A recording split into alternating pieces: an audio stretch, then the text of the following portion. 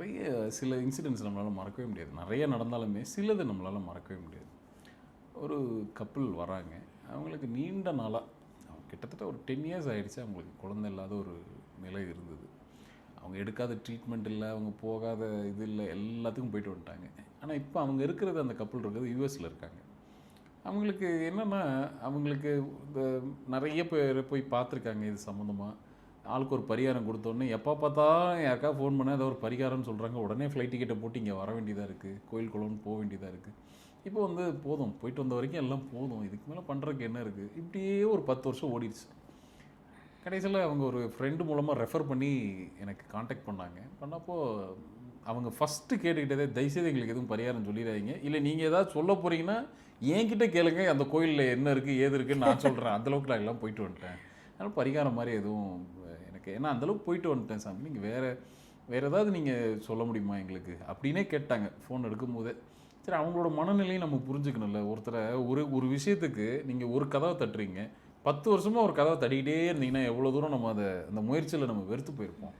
அந்த நிலைமையிலேருந்து நம்மளும் புரிஞ்சுக்கணும். அதனால் நான் அவங்கள்ட்ட கொஞ்சம் நேரம் பேசிவிட்டு அவங்கள்ட்ட 2-3 விஷயங்கள் கேட்டுட்டு நான் அவங்களுக்கு கொடுத்த சொல்யூஷன் என்ன அப்படின்னா, இங்கே பாருங்கள், நான் உங்களை திருப்பி ஒரு முறை போய்ட்டு கோயிலுக்கு போயிட்டு வாங்க, அந்த பரிகாரம் பண்ணுங்கள், இதுக்கு வாங்கலாம் நான் சொல்ல மாட்டேன், கவலைப்படாதீங்க.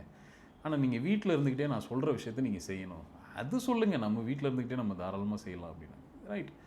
நான் அவங்களுக்கு கொடுத்தது என்ன அப்படின்னா, திருவாசகத்தில் ஒரு குறிப்பிட்ட பதிகத்தை மட்டும் கொடுத்து, இந்த பதிகத்தை படிங்க. சரி, நீங்கள் ஓகேவா இல்லை எங்களுக்கு ஆறுதலுக்காக சொல்கிறீங்களா? ஆறுதலுக்காக சொல்கிறீங்களா இல்லை இது என்ன நிஜமாலே இது பரிகாரமா அப்படின்னு கேட்டார். நீங்கள் பரிகாரம்னு ஏற்றுக்கிட்டிங்கன்னா பரிகாரம், இல்லை அதை ஒரு பிரார்த்தனையாக பார்த்தீங்கன்னா பிரார்த்தனை, நீங்கள் எப்படி வேணாலும் பாருங்கள். நான் உங்களுக்கு கொடுத்தது இதுதான், என் பிரசன்னத்தில் வந்தது இதுதான், நான் சொல்கிற பதிகத்தை எழுதிக்கிங்க அப்படின்னு சொல்லிட்டு திருவாசகத்தில் கோவில் மூத்த திருப்பதிகம்னு ஒரு பதிகம் இருக்குது.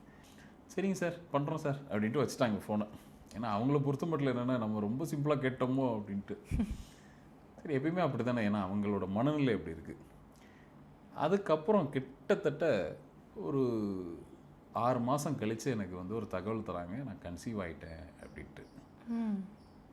நான் அவங்கள்ட்ட கேட்டது, என்ன பண்ணீங்க, ஏதாவது ட்ரீட்மெண்ட் போனீங்களா? நான் அவங்க ஒன்றுமே பண்ணல, நீங்கள் சொன்ன அந்த பதிகத்தை நாங்கள் டெய்லி வாசிக்க ஆரம்பித்தோம். ஆனால் ஒரு தடவை வாசிக்க ஆரம்பித்தோம், மறுமுறை வாசிக்க ஆரம்பித்தோம், திருப்பி அதை எங்களை ஒரு லைஃப் ஸ்டைல் மாதிரி நாங்கள் அதை டெய்லி கொண்டு வந்துட்டோம். எங்களை அறியாமலே நாங்கள் கொண்டு வந்துட்டோம், கூட்டிகிட்டு வந்துருச்சு. உண்மையை சொல்லணும்னா நாங்கள் பெருசாக ட்ரீட்மெண்ட்டுக்கெலாம் அதுக்கப்புறம் நாங்கள் பெருசாக இது பண்ணிக்கல, அட்வைஸ் மட்டும் எடுத்துக்கிட்டோமே தவிர பெருசாக நாங்கள் இதுக்கு போகணும் அது போகணும்லாம் பெருசாக நாங்கள் முயற்சி பண்ணலை.